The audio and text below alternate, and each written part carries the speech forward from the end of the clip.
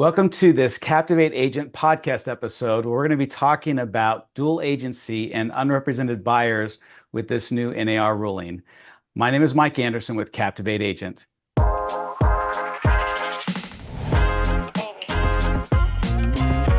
I'm here with David Salazar, who is the principal broker over at NRE in the Wasatch Front. And NRE, what does that stand for? You know what? It stands for Ninja Real Estate. All Nice. our we call all our agents ninjas. Nice. So I love short, that. yeah, short little abbreviation. So Yeah.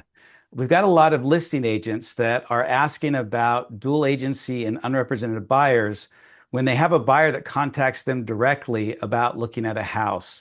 With what most are saying or understanding, and I'm in the same boat with this as a real estate agent, that we're supposed to be under contract before we show a property. But there are quite a few buyers out there, and it's been this way for a while, where they'll drive a neighborhood, see a sign in the yard, and call the listing agent and want to see that house directly with that listing agent, for different reasons. Sometimes they're trying to get away from having representation. Other times they're just looking, and if they're interested, they don't mind, dual agency. But with this new NAR ruling, how do agents handle this? What should they say? What should they do? I personally want my agents to service the seller by showing the house whenever somebody would like to see it. Now, the way that I have read it and I comprehend it, these new rules is as long as they are only showing the home, they're not representing the buyer. They do not need to, again, have them sign a buyer broker agreement, okay? Because they're doing it on behalf of the seller. They're doing it as part of their job as a seller. Now, if for some reason I'm going to be representing that buyer later on as a limited agent, then at that point, yes, I need to get a buyer broker agreement signed. And of course, when I write up the offer, I'm going to I need to disclose that I am limited, correct? That I'm representing both parties. Yeah. Now, let's go back one step and talk about those great consumers who want to do it on their own. They've been watching all the shows on the weekends. Yeah, Yeah. those do-it-yourselfers. They Yeah. know it all. Of Uncle course they Joe, do. Yeah. Yeah. he bought a house, 90 years ago, and he knows it all. So he's giving all of advice to his nephew, whoever it might be. My concern there, and I've seen this happen time and time again, is where that consumer comes. In fact, I just had this happen last week where the consumer says, write this up for me. I want this written up. I do not want you to represent me. I want you to write it up. And the problem is you're creating agency with this buyer by mentoring them. You coach them. You are creating an implied agency without having them sign the contract. That is my perspective. I usually will tell somebody like this person who I met last week. I told him, I go, look, you need to write it on your own. You need to write the offer on your own. Will you send me all the documents? Well, if I do that, again, I am placing myself in liability, saying I'm again creating implied agency that I'm now providing this documentation. Yeah. And this has been going on for quite some time. Obviously, buyers coming Oh in yeah, wanting to submit an offer with the listing agent directly, thinking that maybe they'll save some money that way, or who knows what they're thinking, right? Because they know right, what right. they want to do.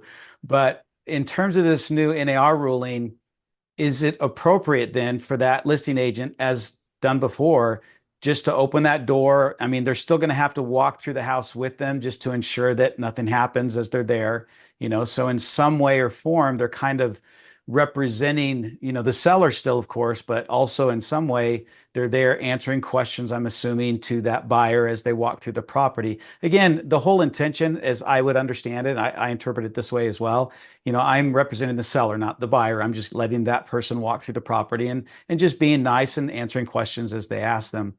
So is there any requirement with this NAR ruling that there has to be like an unrepresented buyer agreement in place, or some discussion about what that means, or can they just, as before, have them show up at the house, let them through the house, and then at that point discuss what they want to do moving forward, which could be, I don't want representation, but I want you to help me submit the offer. Or, you know what, I don't mind a dual agency, limited agency kind of representation, as long as, that agent, of course, has that agreement by both parties, they can move forward there. But I guess what we're really trying to do is figure out how this new ruling kind of throws any sort of wrench into that. Is there any difference to you from what was going on I, before to what's going on now? in my opinion, that if you're going to show a house to a buyer who is not it has no representation, and you're showing it for the seller, it's your listing. There's no problems. There's Move no forward. problem. Now, if by the time they leave that home and they want to come and view it again, and now they're saying, hey, they've called you, they want to see other homes.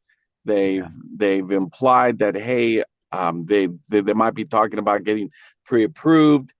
In those cases, I'm starting to say, okay, now is when I'm having that conversation, that by law, now I have to have a buyer broker agreement with you.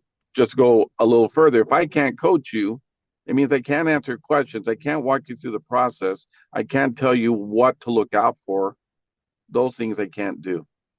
However, I have seen many agents, without knowing this, put themselves in a bad spot. And that's where I see this new ruling causing issues. I had a person call one of my agents last weekend, and he was very insistent that he needed to do his job and write the offer on his behalf. But he Mhm. did not want representation. And that if he was doing his job to the law for his seller, he would also tell him actually what he needed to do in order to close on this home. Which, of I, course, is I representation at that point. exactly, Yeah. exactly. Yeah. So, and this guy did not want representation. This guy took the call all the way up to me because my agent told him, look, I don't want to write up this offer for you. If you want to write an offer, write it up, get it to me, but I cannot coach you. I can see this getting really convoluted, especially with an agent who's brand new, maybe an agent who doesn't have a lot of experience. But let, let me just share the bad things. The bad things that I've seen is some like this where you have a seller, or excuse me, a buyer who's very upset because they don't know where to get the paperwork, they don't know the process, and now a listing agent is coaching them and mentoring them along the way, even though they're represented by themselves. Mhm. Something goes south, the sewer line went bad, I didn't do an inspection. Well, you know what? But Mike told me. Yeah. Yeah. Mike, hold Yeah. on. Mike's been telling me to do all these things. He just didn't tell me to do this. Yeah. Yeah. So Thanks for I can using look me as at the it. example of that. So, You have a perspective of saying, "Hey, look, I I want to help you, but I can't." yeah. And so and so that's one issue. The second issue I've seen is where an agent will force a buyer into utilizing them. When I mean force, I look at it more from a perspective of, you can't do this on your own. Yeah. You have to use me. Yeah. Versus, yeah, it's your choice, right? Here are your options. But again, at what point do we start to get convoluted with options? I start mentoring and teaching you. I'm starting to get outside of my job, which as a listing agent is to market this home. Yeah. That's my job. Market it. Well, it sounds like that this is the perfect opportunity, just like a buyer agent with a potential buyer, to really talk about what that agent can do for that buyer through the process of buying a home. We have a program that we teach which goes through the 5 stages of purchasing a property.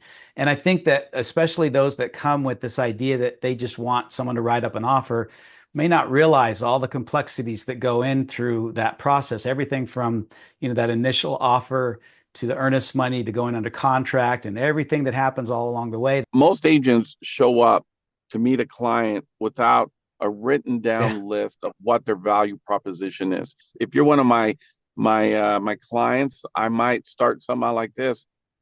Look, Mike, in the past, I might have been the guy who showed you the house and showed you 20 homes, and I never had you sign a buyer broker agreement.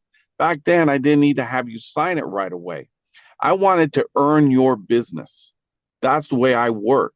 With the new rules and laws that we have now, I have no other way of doing things. Up until now, many agents, and just like you were doing, were showing homes with that same intention. I'm earning your business as I go through the process of helping you shop for properties. And then, of course, when you go under contract, I'm going to get you all the way through to the end, but not signing that, agreement until the offer was submitted. And you think about other professions that provide a level of expertise and service, like a lawyer or a CPA or someone like that. They're always going to have an agreement in place before they're going to go out and do all that work. And people expect and admire that that is what they're paying for, even though they might not, transact that until, like a lawyer in some case, or even like a CPA, until the job is done. So I do love the idea that right now we're kind of forcing agents to look at what they do and propose that in a way that allows them to feel comfortable to say, you know what, I'm going to show you all these homes, but I'm going to do it under contract with you. And I'm going to do it with this understanding that not only am I going to be there to support you and be that person that you're going to need throughout this process, but I do also have a lot of expertise that I can provide in helping you accomplish those goals. And going under contract kind of supports that rather than working for free, so to speak, in terms of trying to earn that along the way. So I Oh, think that this is absolutely. a great time to Absolutely. really showcase value. There's a point you said right there that really hit. It says that it says that realtors for so many years would actually just run and show homes without signing a buyer broker agreement under the idea that if I show them enough homes, they're just going to use me. Yeah. That's kind of the way it was, right?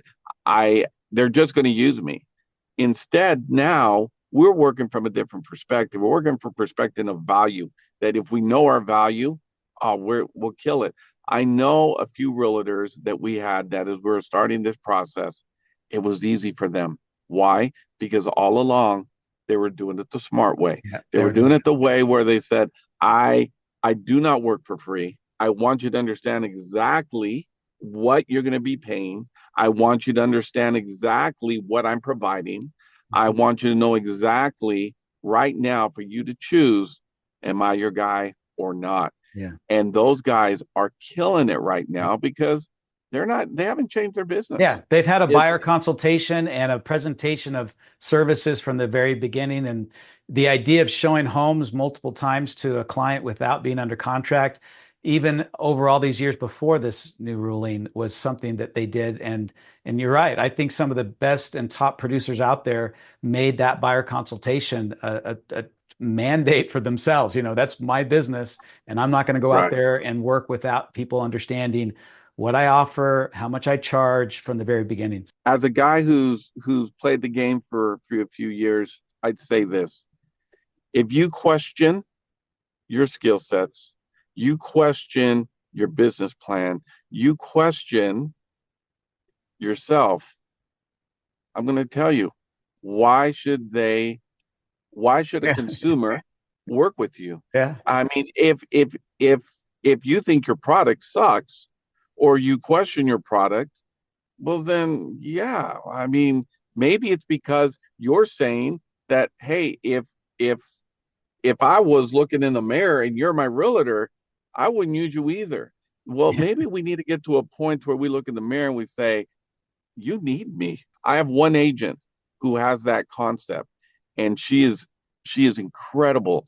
She literally bleeds that you need me. Yeah. But she says it not cocky. She says it with belief, Yeah. and she says it with value and trust Yeah. that, hey, you really need me. With all these rules and all these changes, all it did, in my opinion, it made agents better. It Yeah. made them greater. It made them get to be who they were always meant to be. This here gives you a real business plan. This gives you something that is solid. Your buyers know exactly where they stand. Your sellers know exactly where they stand. You know exactly where you stand. So I think the scary part of this whole thing for a lot of agents is that they finally had to trust themselves. They Yeah. finally had to say, I'm Trust and putting believe in, in themselves. Yeah. Yeah. you got it. Yeah. Yeah. And for those who didn't, well, I think that number dropped a lot over the Yeah. last 3 months. Yeah, that's So, true, unfortunately. Well, yeah, Dave, thank you so much for all your time and your experience and insights and everything. I really appreciate it. It's great talking to you.